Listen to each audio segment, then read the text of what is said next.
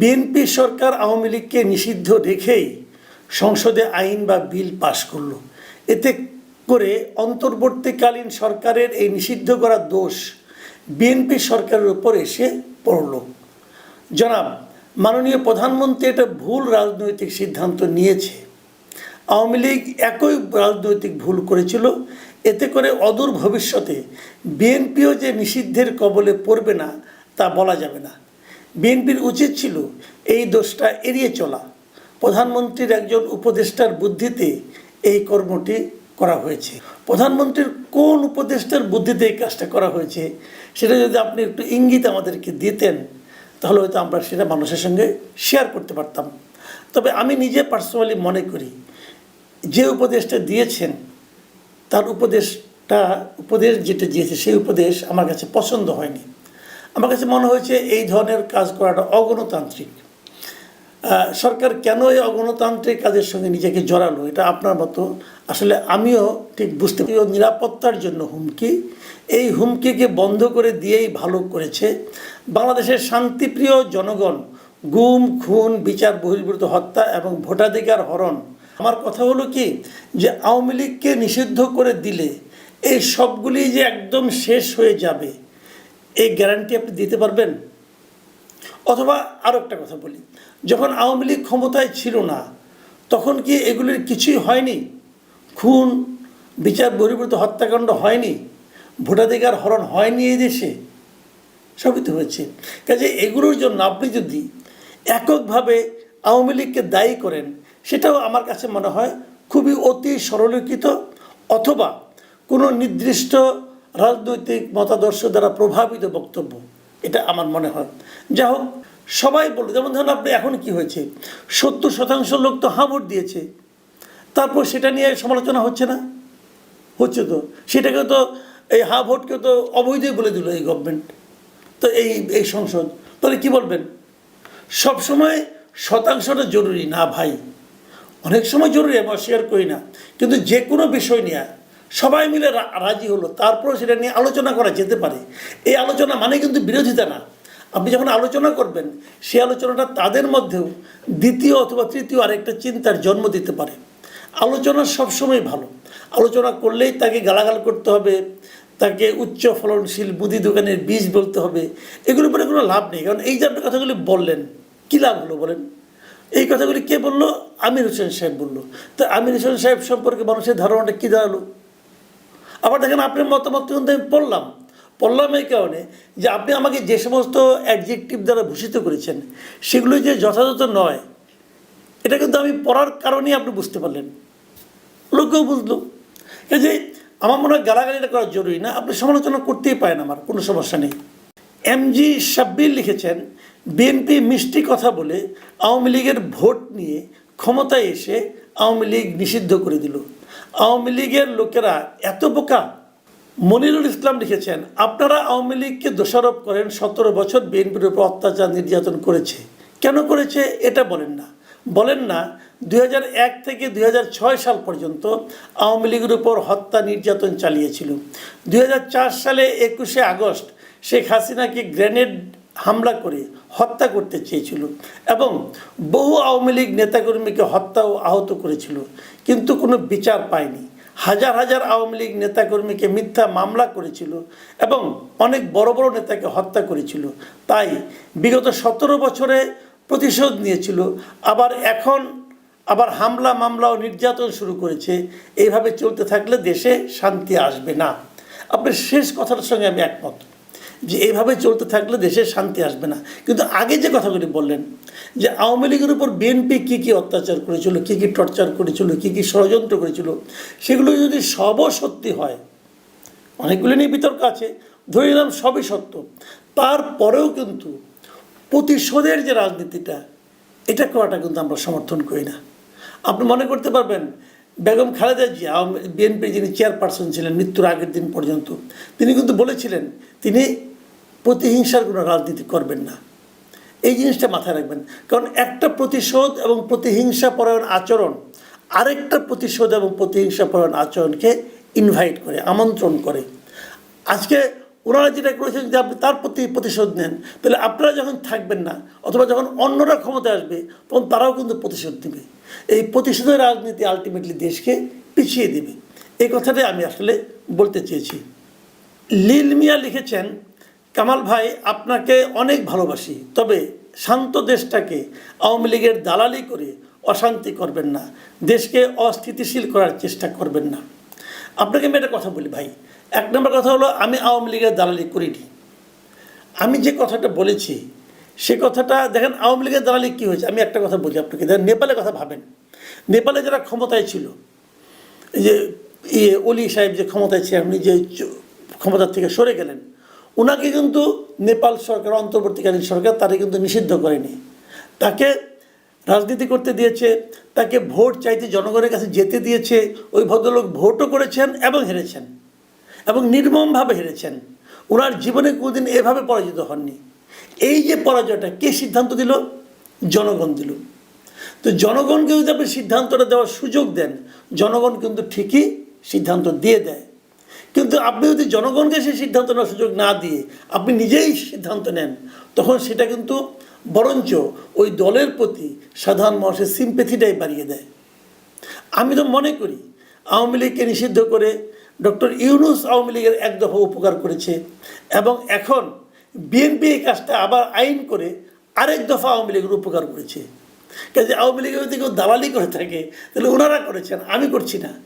আমি বরং বলেছি যেটা, সেটা হলো এই দায়িত্বটা আপনারা জনগণের হাতে ছেড়ে দেন। জনগণ সিদ্ধান্ত নেবে কী করা উচিত কী করা উচিত না, এবং সেটা করলেই হতো প্রকৃত আওয়ামী লীগের জন্য প্রকৃত শাস্তিটা জনগণ দিতে পারত। কিন্তু যখন জনগণের কাজটা আপনি করে ফেললেন, তখন কিন্তু জনগণ আপনার উপর হ্যাপি হলো না, বরং ওই নির্যাতিত দলের প্রতি তাদের মধ্যে এক ধরনের সহানুভূতি জন্ম নিল। রিমন জাহিদ লিখেছেন, এত আওয়ামী করিয়েন না। আপনি যে আওয়ামী লীগের রাজনীতি নিয়ে কথা বলছেন, তো আওয়ামী লীগের সাথে কি আপনি কথা বলেছেন যে আওয়ামী লীগ কি আসলে রাজনীতি করতে চায় নাকি? কারণ আওয়ামী লীগ রাজনীতি করতে চায় না, তারা হাসিনার অধীনে ডাইরেক্ট ক্ষমতায় এসে সবাইকে শাস্তি দিতে চায়। এ পর্যন্ত তাদের কথায় খারাপ ছাড়া ভালো কিছু নাই। দেখেন মিস্টার রিমন জাহিদ, আপনাকে একটা কথা বলি, আপনার কথা ঠিক। আমি আওয়ামী লীগের সঙ্গে কথা বলে কিন্তু এই কথাগুলো বলছি না। আমি তো আওয়ামী লীগের রাজনীতি করি না, এবং আওয়ামী লীগকে পুনর্বাসন করা আমার লক্ষ্য না। আমার যেটা লক্ষ্য সেটা হলো দেশটা একটা গণতান্ত্রিক ধারায় চলুক। আমার লক্ষ্য, যদি কোনো রাজনৈতিক দলকে শাস্তি দিতে হয়, সেই শাস্তি দেওয়ার দায়িত্বটা আপনারা জনগণের উপর ছেড়ে দেন। জনগণ শাস্তি দেবে, আপনিও না, আমিও না, বিএনপিও না, জামাতও না, এনসিপিও না, অন্য কোনো দল। একটা দল আরেকটা দলকে শাস্তির আওতায় আনতে পারে না। শাস্তি দেওয়ার দায়িত্বটা জনগণের। যখন সেই কাজটা আপনি না করেন, তখনই এই অগণতান্ত্রিক সেটা আচরণ হয়ে যায়। অনিক সরকার লিখেছেন, তারেক রহমান শুরুটা ভালো করেছিল, সকলে আশা করেছিল তারেক রহমান উদারপন্থী নতুন ধারা রাজনীতি করবে, কিন্তু তিনি সেই 2006-এর প্রতিহিংসা 20 বছরের পুরাতন ধারা নিয়ে আসছে। এটি পতনের লক্ষণ। এখন সকলে প্রতিবাদী গর্জে উঠতে 17 বছর সময় লাগবে না। এমন পরিস্থিতি দাঁড়াতে পারে, বিএনপিকে নামাতে আওয়ামী লীগের যাওয়া লাগবে না, জনগণ তাদের কাজ করে দেবে, যেমনটা 5 তারিখের আগে হয়েছিল। আওয়ামী লীগের 90% সাধারণ ভোটার বিএনপিকে ভোট দিয়েছে, কিন্তু তারা তাদেরকে বহিষ্কার করলো, যা কিনা ভবিষ্যতে তাদের উপর চেপে যাবে। সময় থাকতে অতীত থেকে শিক্ষা নিয়ে সিদ্ধান্ত নিন। শারমিন সুলতানা লিখেছেন, নিষিদ্ধ না করে যারা অপরাধী তাদের শাস্তির আওতায় আনা দরকার ছিল, আর যারা অপরাধী না তাদের রাজনীতি করার সুযোগ দেওয়া উচিত ছিল। শারমিন সুলতানা, আপনার সঙ্গে আমি একেবারেই একমত। আমি কিন্তু এই কথাটাই সবসময় বলছি, যারা অপরাধ করেছে তাদেরকে আপনি শাস্তির আওতায় আনেন, কিন্তু পুরো দলটাকে যখন আপনি ঢালাওভাবে এরকম নিষিদ্ধ করে দেন, তখন সেটা আলটিমেটলি কোনো শুভ ফল বয়ে আনবে বলে আমি মনে করি না। আবুল কালাম লিখেছেন, আওয়ামী লীগের ভোটে নির্বাচিত হয়ে আওয়ামীকেই নিষিদ্ধ করলো, এর খেসারত একদিন দিতেই হবে। মামুন সুর লিখেছেন, এবার নির্বাচিত হওয়ার পর থেকে বিএনপি একের পর এক ভুল করেই যাচ্ছে। একেবারে যাকে বলে ইউটার্ন, দেখে শুনে মনে হচ্ছে তারা 5 আগস্ট থেকে কোনো শিক্ষাই নেয়নি। অনতিবিলম্বে সংশোধিত না হলে বিএনপির জন্য এই টার্মই শেষ টার্ম। মহিম খান লিখেছেন, আওয়ামী লীগকে নিষিদ্ধ করাতে আওয়ামী লীগের ভালো হয়েছে। আওয়ামী লীগ যদি নিজ শক্তিতে ফিরে আসতে পারে তাহলে আওয়ামী লীগকে ইতিহাসের পাতা থেকে আর শুনতে হবে না যে বিএনপির দয়ায় রাজনীতি করার সুযোগ পেয়েছে। দেখ, এটা এক ধরনের ব্যাখ্যা, এটা দয়ার কিছু নাই রে ভাই। বিএনপি যদি এটা না করতো তাহলে বিএনপির দয়া কেন? এখানে স্বাভাবিকভাবে সে রাজনীতি করতো। তারপরেও আপনার ব্যাখ্যাটা এটা হয়তো অনেক আওয়ামী লীগের যারা সমর্থক আছে তাদের ভালো লাগতে পারে। বাশার শেখ লিখেছেন, আমি একজন সাধারণ মানুষ, এই দেশে অন্তত সাধারণ মানুষের কোনো ক্ষমতা নেই। সরকারের অন্যায় কাজগুলো মেনে নিতে হয়, প্রতিবাদ করা যায় না কিন্তু ঘৃণা করা যায়। একজন নিরীহ সাধারণ মানুষের আসলে এটাই অভিব্যক্তি। মানুষ অনেক সময় প্রতিবাদ করতে পারে না, সাহস পায় না, অনেক সময় তার শক্তিও থাকে না, কিন্তু ওনার যে মনের যে রিয়াকশনটা, চিন্তার যে রিয়াকশনটা, সেটা কিন্তু থেকেই যায়। কাউকে ভালোবাসে, কাউকে ঘৃণা করে, এবং এই সম্মিলিত যে চিন্তাটা, সম্মিলিত ভালোবাসা কোনো একটা দলকে বিজয়ী করে, সম্মিলিত ঘৃণা কোনো একটা দলকে পরাজিত করে।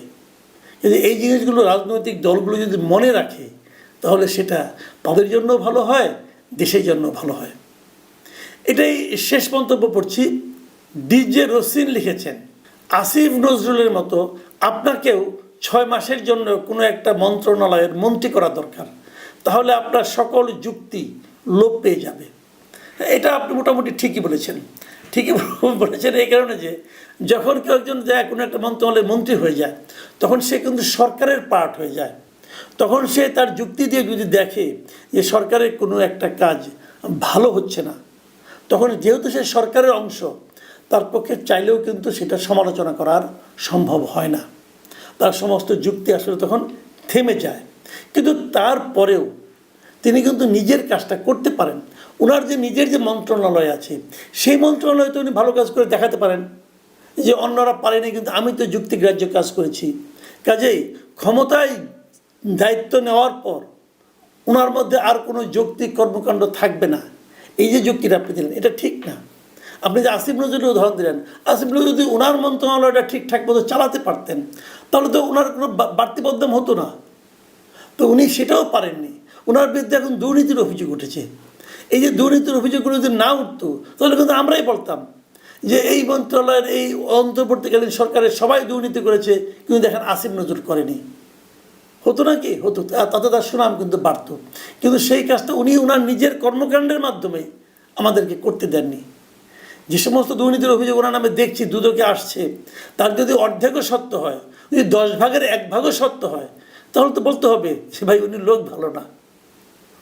যাই হোক, আজকের দর্শকের কথা এই পর্যন্তই। প্রিয় দর্শক, আপনারা ভালো থাকবেন।